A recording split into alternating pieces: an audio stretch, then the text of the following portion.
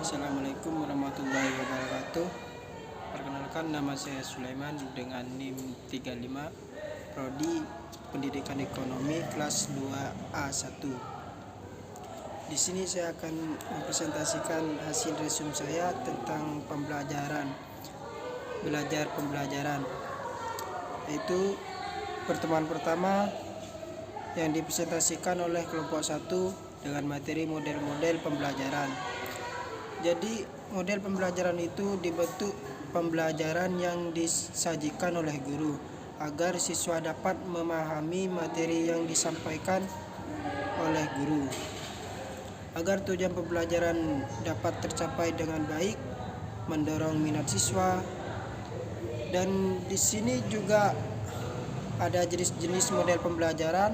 Nomor 1, kooperatif, jawab bersama, dan pembagian tugas dan rasa dan senasib. 2, pembelajaran konstekstual. Pembelajaran konstekstual adalah pembelajaran yang dimulai dengan sajian tanya jawab lisan. 3, berbasis masalah. Dapat meningkatkan kualitas siswa dan pembelajaran dengan lebih memberikan nuansa yang harmonis antara guru dan siswa, dan memberikan kesempatan seluas-luasnya pada siswa untuk mengetahui pembelajaran tersebut. Pembelajaran TKT. Model ini dan cara mengelompokkan siswa, setiap kelompok bisa sama dan berbeda. Kelompok tersebut sudah dapat tugas dan kerjasama dan dibentuk individual dan diskusi. Lanjut ke evaluasi belajar dan pembelajaran yang dipresentasikan oleh kelompok 4. Evaluasi belajar dan pembelajaran, proses untuk mendapatkan informasi yang diperlukan, sejauh mana pembelajaran yang telah berjalan agar dapat membuat penilaian. Tujuan evaluasi belajar dan pembelajaran: 1. Mendeskripsikan kecakapan belajar para siswa dan diketahui kelebihannya dan kekurangannya terhadap siswa. 2. Mengetahui keberhasilan proses pendidikan dan pengajaran di sekolah untuk mengubah tingkah laku untuk tujuan pendidikan yang diharapkan. 3. Menentukan tindak lanjut hasil penilaian. Di sini juga ada jenis evaluasi. Yang evaluasi non-tes: 1. Skala bertingkah, agnet, daftar cocok,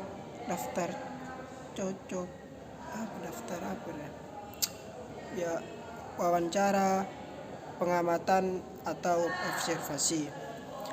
Lanjut materi selanjutnya, yaitu strategi pembelajaran inovatif yang dipresentasikan oleh kelompok 2. Strategi pembelajaran inovatif itu pembelajaran adalah cara untuk menyeleksi serta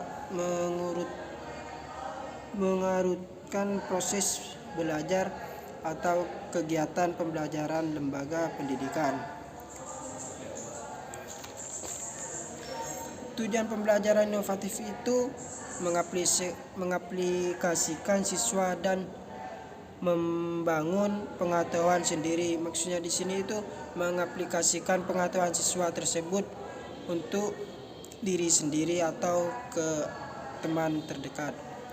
2. Membangun proses belajar mengajar sehingga pelaksanaan kegiatan pembelajaran dapat dilakukan dengan baik. 3. Proses pembelajaran dapat berjalan dengan suasana yang menyenangkan. 4. Memudahkan proses pembelajaran dan hasil yang baik sehingga tujuan dapat tercapai bagi para siswa. Yani materi selanjutnya, guru sebagai insan multidimensi yang dipresentasikan oleh kelompok 6. Peran guru sebagai insan multidimensi. Guru sebagai pengajar sebenarnya rumusannya amatlah sederhana. Ia membantu dan membimbing siswa yang sedang berkembang untuk belajar suatu yang belum diketahui. Pengajar yang unggul yang sesungguhnya akan dikenang siswanya. Guru sebagai pelaksana tugas rutin. Guru TK atau SD atau SMP, yaitu merancang pembelajaran, menyiapkan silabus dan menyusun PR. 2. Tidak terlambat masuk kelas atau terlambat rapat. Materi masalah belajar yang dipresentasikan oleh kelompok 3. Masalah belajar. Kondisi tertentu itu dapat berkenan dengan keadaan, yaitu berupa kelemahan atau kelemahan dan dapat juga berkenan dengan lingkungan yang tidak baik bagi dirinya. Faktor-faktor penyebab masalah belajar yaitu lemahnya motivasi belajar. Maksudnya di sini tuh masih kurang motivasi peserta didiknya tersebut, jadi mudah mempunyai masalah belajar begitu. 2. Kurang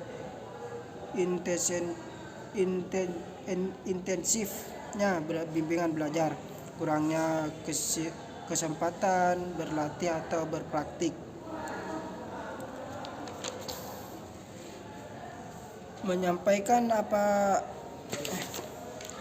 Empatnya ajak siswa aktif berpartisipasi.